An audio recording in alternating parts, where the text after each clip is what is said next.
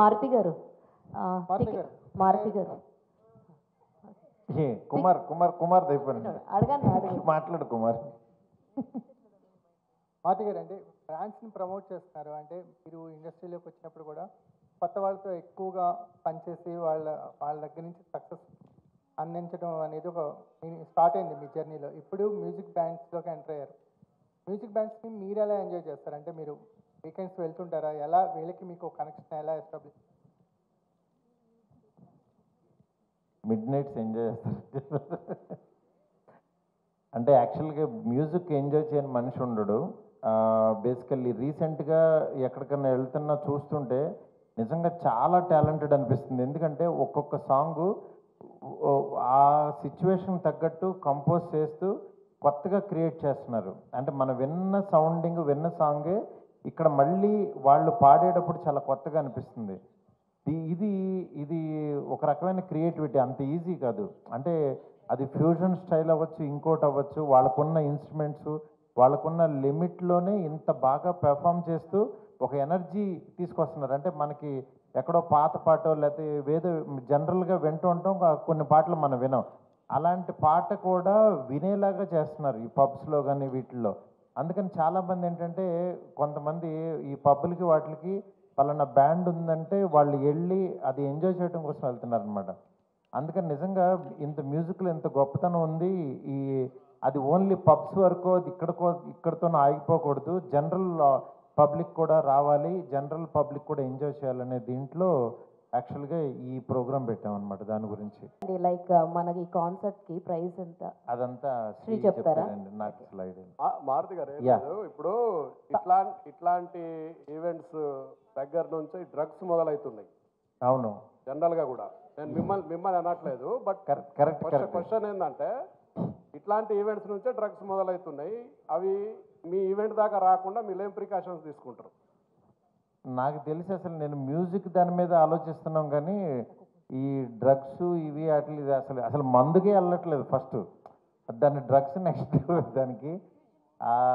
But మీరు నిజంగా చెప్పారు కదా, కొత్త కోణం ఓపెన్ చేశారు కాబట్టి దాని స్పెషలిస్ట్ని పెడతానండి తప్పకుండా. ఎందుకంటే ఇది పబ్లిక్ ప్రోగ్రామ్ అండి. ఇది ఏంటంటే ఇది మీరు చెప్పినట్టు అలాంటివి జరగాలంటే సీక్రెట్గా ఏవో జరుగుతుంటాయి.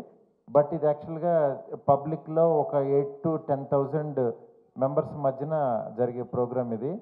అంత మధ్యలో అలా చేస్తారని నేను ఊహించను. బట్ మీరు చెప్పినట్టు మంచి ప్రికాషన్స్ తీసుకుందాం తప్పకుండా. Thank you. కుమార్ క్లాప్స్ కొడుతున్నానండి. Thank you so much. Thank you Guruji. Media మిత్రులందరికీ చాలా థ్యాంక్స్.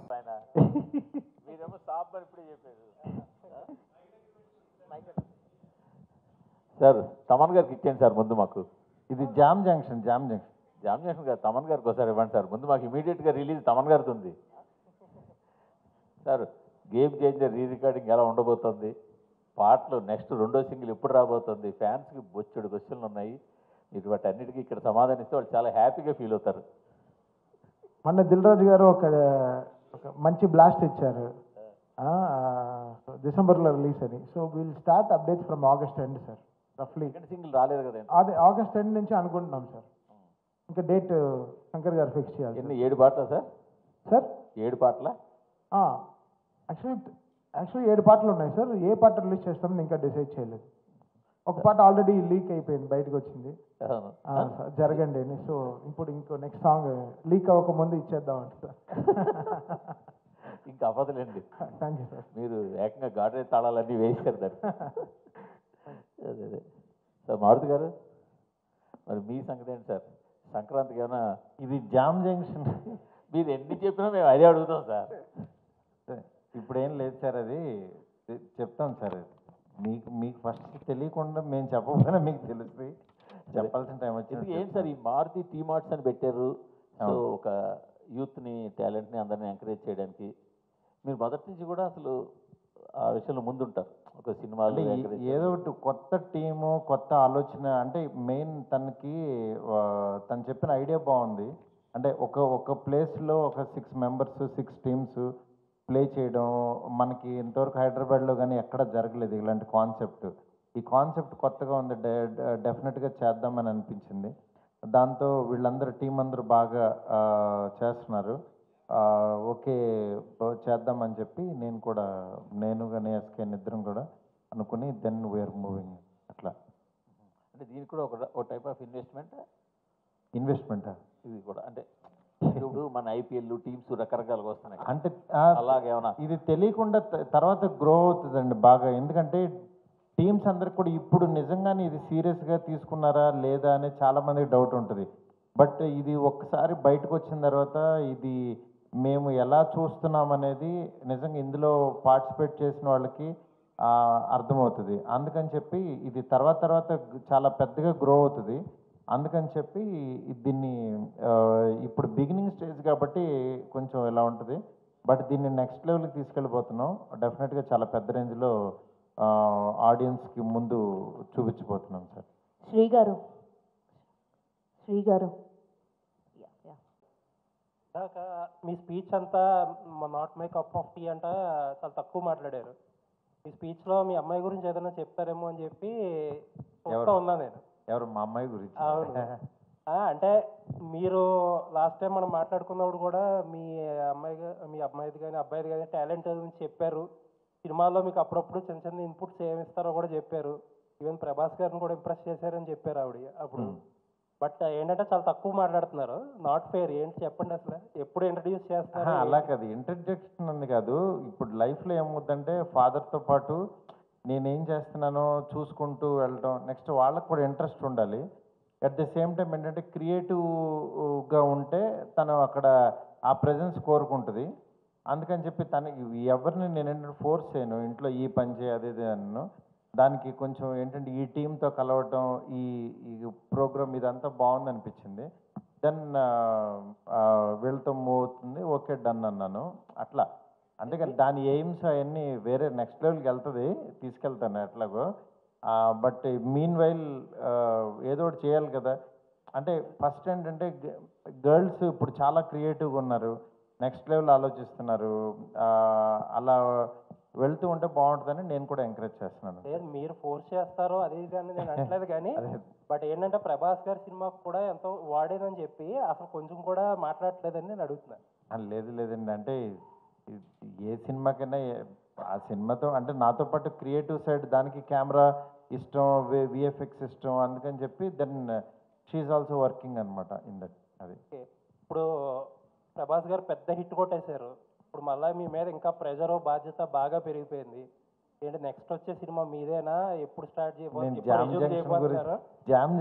అదే మీరు అంటే నెక్స్ట్ ప్రెస్ మీట్కి వస్తారా, బిజీ అయిపోతారా అని తెలుసుకోవడానికి ఈ క్వశ్చన్ అడుగుతున్నాం అన్నమాట. నెక్స్ట్ ప్రెస్ మీట్ ఈ జామ్ జంక్షన్ నెక్స్ట్ ప్రెస్ మీట్కి వస్తారో లేదో తెలియడానికని ఈ షూటింగ్ గురించి అడుగు. లేదండి, అంటే నేను ఇప్పుడు నెక్స్ట్ మంత్ నుంచి షూట్ ఉంది, షూట్కి వెళ్తున్నాము. నాకు ప్రెషర్ అనే ఫీల్ అయితే ఫస్ట్ అసలు ఈ ఫంక్షన్కి రాను, ప్రెషర్లో దుప్పటి కప్పుకుని పడుకుని ఉంటాను. But I'm very happy. ఎందుకంటే ఆయన అంత పెద్ద హిట్ ఇవ్వడం అనేది నిజంగా ఇండస్ట్రీ అంతటికి ఒక్కసారి అంటే ఒక స్తబ్దతగా ఉన్న థియేటర్లు మూసేస్తున్నారని ఈ మధ్య అలాంటివి చాలా విన్నాం.